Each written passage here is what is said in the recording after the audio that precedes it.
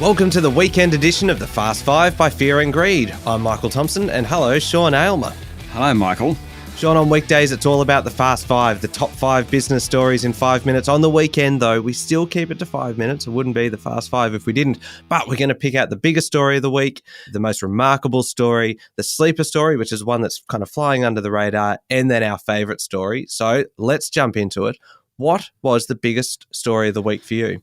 Oh, for mine, it was the big deal for Ramsay Healthcare. Now, Ramsay Healthcare operate hundreds of hospitals across the country. They also have businesses in France and Malaysia. Private equity group KKR and led a consortium, which included super funds like Hester, to bid $20 billion for Ramsay Healthcare. Will it get done? Well, the price is really good. And the 19% shareholder of Ramsay Healthcare, which is the philanthropic organisation, the Paul Ramsay Foundation, wants it to go to a vote. So I reckon it probably will get done. Big deals are back.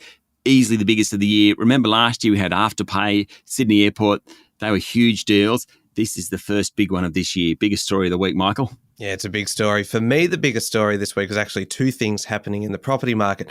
First up was the release of the minutes of the Reserve Bank board meeting from 2 weeks ago. The minutes show that with inflation picking up, the RBA is considering bringing forward interest rate hikes. And look, interest rates obviously have a much broader impact across the economy, but just looking at what it means for homeowners servicing a mortgage and then kind of people looking to borrow to buy a property. Then you've also got the federal government lifting price caps for its housing guarantee scheme. The increase means more properties are now going to be eligible for first home buyers to access with a 5% deposit and not needing to get lenders' mortgage insurance. It's going to cover kind of 40% of suburbs across the nation. It'll boost demand for the lower end and that'll flow through from there. So you've got rising interest rates on one hand, slowing the market. On the other hand, you've got a scheme that puts a floor under any potential price decreases. Put them together, you've got a pretty big story. Yeah, it's a huge story, that one. All right, what do you reckon was the most remarkable story of the week? Oh, look, I think the contrasting fortunes of new tech and old tech. Let's look at old tech first. Netflix came out, said it had lost 200,000 subscribers during the March quarter. It expects to lose another 2 million customers during this quarter. What's happening there? So much competition. Disney Plus, Amazon, Hulu, HBO Max, Apple TV, etc., triggered a $50 billion loss in market capitalization in just one session. In contrast, Tesla, its share price is up 40% this year, 1,200% since the end of 2019. It came out, said another record quarter for revenue, another record quarter for earnings. Tesla is new tech. It is far and away in front of any other competitor in the market. Netflix is old tech and really struggling with competitors. That contrast is the most remarkable story of the week, I think.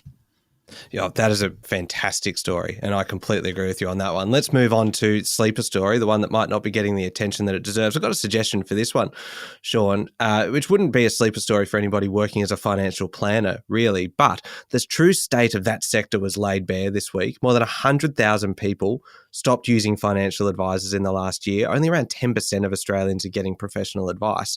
The advice they're getting is getting more expensive as well.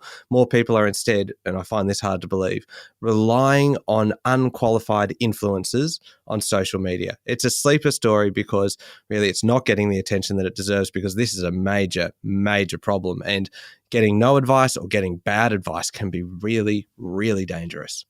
Yes, I agree with that. Look, I've got a good sleeper story too, though. The Dylan Alcott tweet this week, not because no one knew about it, we all knew about it. It's the ramifications of it. Remember, Prime Minister Scott Morrison, in the first debate with Anthony Albanese on Wednesday night, said he was blessed to have children without a disability. Dylan Alcott, Australian of the Year, wheelchair athlete extraordinaire, tweeted he thought his parents were blessed to have him. He's right. What it did, it just showed that the Prime Minister is a bit tone deaf to many, many of these social issues. It allows people to confirm their bias against Scott Morrison and his views in 2022. For me, it wasn't the tweet that was the sleeper, it was the ramifications of that tweet. That's what I'd say for the sleeper story of the week, Michael. Alrighty, let's move on to favourite story. And what was it for you this week, Sean? Oh, look, it was all the good corporate news. You know, Challenger came out, said, upped its guidance. Challenger is a company that provides annuities and funds management. Very tough business in a falling interest rate environment. Much easier in a rising interest rate environment. Its share price jumped 8%. Brambles came up, said it's able to push through higher prices on the pallets it has. Its share price jumped 10%. Whitehaven Coal upgraded guidance. Its share price is 5 times higher than what it was 20 months ago. Santos, Woodside, they're doing incredibly well. Endeavour Group came out, that's the liquor store and pubs group. It said earnings was rising.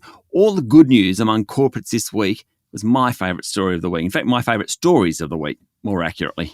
I'm with you on that one. I think that's a ripper. And I think we've covered everything. In 5 minutes, pretty much everything you need to know in the world of business. Thank you very much, Sean. Thank you, Michael. We'll be back on Monday morning with the top 5 business stories in 5 minutes. I'm Michael Thompson, and this is the Fast 5 by Fear and Greed.